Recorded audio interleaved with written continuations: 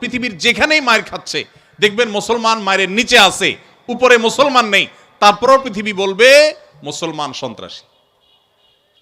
আমাদের অনেক মুসলমানকে তারা কনভিন্স করে ফেলেছে, অনেক মুসলমানের সন্তান কনভিন্স হয়ে গেছে, হ্যাঁ তাই তো, মুসলমানরা অনেক অশান্তি সৃষ্টি করে। দুইটা বিশ্বযুদ্ধ তো মুসলমানরাই করেছিল না? মুসলমানরা না? কত মানুষ মারা গেছে দুই বিশ্বযুদ্ধে? কত মানুষ? 100 মিলিয়নের বেশি মানুষ হত্যা করা হয়েছে দুইটি বিশ্বযুদ্ধে। মুসলমানরা করেছে। মুহাম্মদ সাল্লাল্লাহু আলাইহি সাল্লাম তার আদর্শকে পৃথিবীতে প্রতিষ্ঠিত করতে গিয়ে 27টি যুদ্ধে তাকে সশরীরে অংশগ্রহণ করতে হয়েছে। 27টি যুদ্ধে 27টি যুদ্ধে তিনি অংশগ্রহণ করেছেন। এই সকল যুদ্ধে যত মানুষ মারা গেছে সবগুলোর যোগফল কত জানা আছে আমাদের কারোর? মাত্র 1000 মানুষ। এর মধ্যে 600 জন বিশ্বাসঘাতকতার অপরাধে দণ্ডিত হয়ে মৃত্যুদণ্ডের মুখোমুখি হয়েছে, আর বাকি 400 মানুষ মারা গেছে 27টি যুদ্ধে। কল্পনা নয়, গল্প নয়, বাস্তব। এই জন্য বলেছি সিরাতের বই খোলেন, বিবেক খুলে যাবে। গোটা পৃথিবীতে ইসলামকে প্রতিষ্ঠা করতে গিয়ে মুহাম্মদ সাল্লাল্লাহু আলাইহি সাল্লাম 27টি যুদ্ধে অংশগ্রহণ করেছেন, সেখানে মানুষ মারা গেছে মাত্র 400। 400 মানুষের জীবনের বিনিময়ে 400 মানুষের মূল্য, এটা দিয়ে গোটা বিশ্বে ইসলামকে প্রতিষ্ঠিত করেছেন মুহাম্মদ সাল্লাল্লাহু আলাইহি সাল্লাম। একটা ইউনিয়ন দখল করতে গিয়ে তো 400 বেশি মানুষ মারা যায়।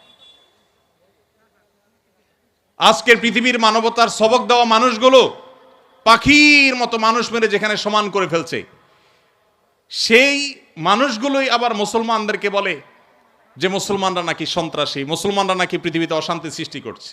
অথচ গোটা পৃথিবীর যেখানেই মার চলছে, যেখানেই যুদ্ধ চলছে, আপনি দেখবেন অস্ত্রের নিচে তাকালে দেখবেন মুসলমানের চেহারা, আর কোন ধর্মের মানুষের চেহারা আপনি দেখতে পাবেন না। সে আফ্রিকা থেকে নিয়ে বার্মা পর্যন্ত কোথাও আপনি দেখাতে পারবেন না। যুদ্ধ চলছে আর নিচে মুসলমানের চেহারা নাই, একটা জায়গা দেখাতে পারবেন না। এত কিছুর পরও মুসলমানকে গালি শুনতে হয়। ভাইরা আমার, তো মুহাম্মদ সাল্লাল্লাহু আলাইহি সাল্লাম তার জীবন ছিল সবচেয়ে বেশি কষ্টের, সবচেয়ে জর্জরিত।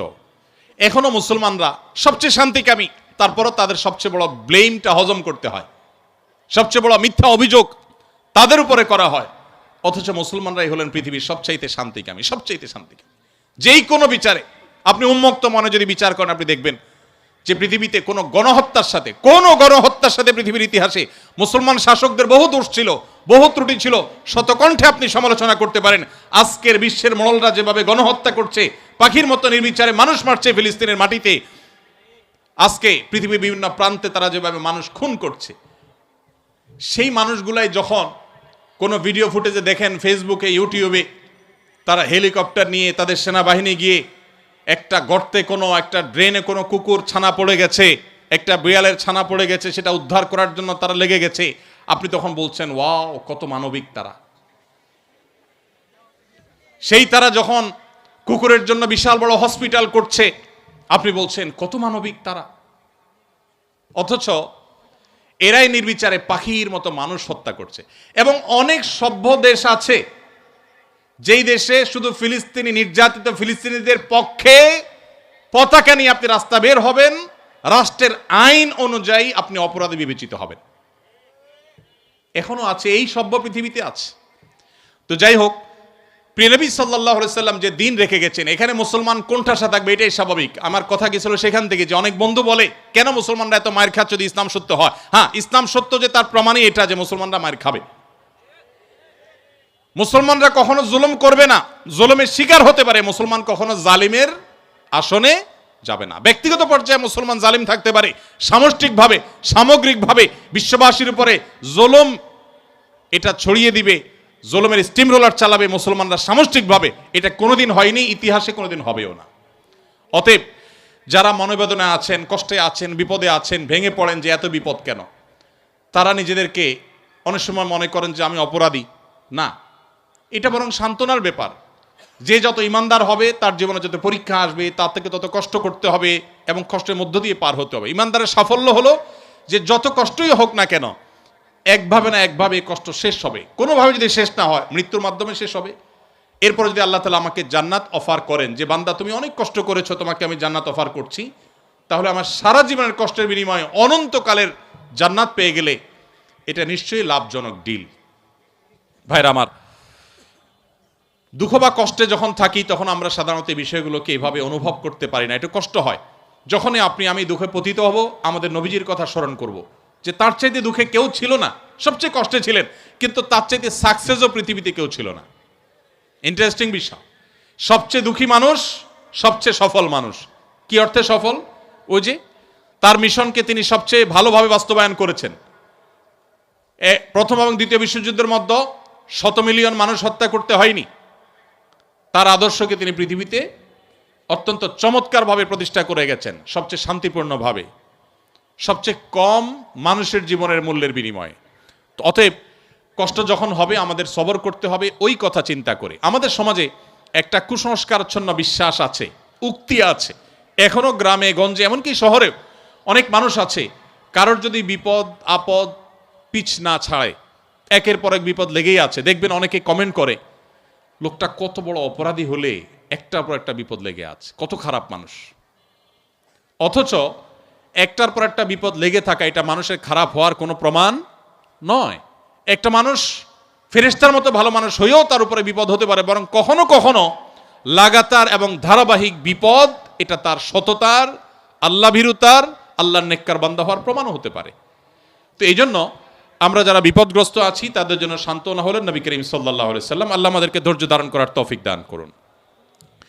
নিজের সাথে খারাপ কিছু হলে মনে প্রশ্ন তৈরি হয়, কেন আমার সাথেই এমন হলো, আমি কি দোষ করলাম? সেক্ষেত্রে আল্লাহকে এই ধরনের অভিযোগ দেওয়ার মতো পাপ করা থেকে কিভাবে বাঁচব, কি কি করলে নিজের কষ্ট দূর হবে? এখানে অনেক প্রশ্ন আছে, যে প্রশ্নগুলো আল্লাহ সম্পর্কে অভিযোগ কেন্দ্রিক। আমাদের অনেক ভাইয়েরা ইসলামটাকেও যে ভালো করে বোঝা হয় নাই, ইসলামটাকে ভালো করে শেখার সুযোগ হয়নি, আমরা আমাদের বিবেক দিয়ে আল্লাহ সুবহানাহু ওয়া তাআলাকে জাজ করে অনেক প্রশ্ন করি। অনেক সময় আমাদের এরকম মনে হয় যে এত মানুষ থাকতে আল্লাহ আমাকেই বা কেন বিপদ দিলেন। একটু আগে যে প্রশ্নের উত্তরে আমরা বলেছি আল্লাহ তাআলা সবচেয়ে বেশি বিপদ দিয়েছেন তার রাসূলদেরকে, তার নবীদেরকে। তাহলে কি আল্লাহর নবী এবং রাসূলদেরকে আল্লাহ অপছন্দ করতেন? নাউজুবিল্লাহ। তাহলে কাউকে বিপদ দিয়ে তাকে যদি ভালো কিছু, তার চেয়ে ভালো কিছু আল্লাহ তাআলা দেন, তাহলে এই বিপদ নয়। কোনো ডাক্তার যদি কোনো রোগীকে অপারেশন থিয়েটারে নিয়ে যান, সবকিছু বেঁধে বুধে তারপরে তাকে কাটাছেঁড়া করার জন্য প্রস্তুতি নেন, খোলা চোখে মেডিকেল সায়েন্স সম্পর্কে মিনিমাম ধারণা না থাকা মানুষের কাছে মনে হবে যে এই লোকটাকেই কেন বেঁধে এরকম কষ্ট দেয়া হচ্ছে। অথচ বাহ্যিক দৃষ্টিকোণ থেকে এটা কষ্ট দেয়া হলেও এটা মূলত তার জন্য উপকার করা। আল্লাহ রাব্বুল আলামিন বান্দাকে অনেক সময় পরীক্ষা করেন, অনেক সময় কষ্ট দেন। বান্দা যখন সেটাকে সবর করতে পারে, হজম করতে পারে, বিনিময়ে আল্লাহ রাব্বুল আলামিন তাকে এমন জিনিস দান করেন যা সে কল্পনাও করেনি। একটি আমল আছে যে আমলের বিনিময়ে আল্লাহ তাআলা দিবেন ব্ল্যাঙ্ক চেক দিয়ে বিনিময় দেওয়ার মতো করে, হিসেব ছাড়া। একটি মাত্র আমল আছে, আর কোনো আমল নাই।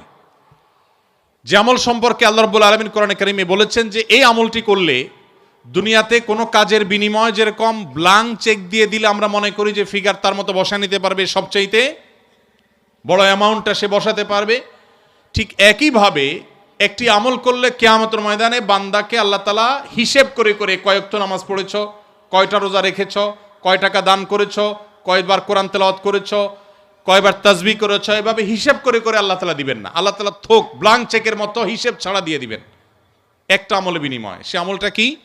কোরআনে কারিমে আল্লাহ বলেছেন ইন্নামা ইউওয়াফাস সাবিরুনা আজরাহুম বিগাইরি হিসাব। যারা তাদের জীবনে ধৈর্যশীল হিসেবে নিজেদেরকে প্রমাণ করতে পেরেছেন।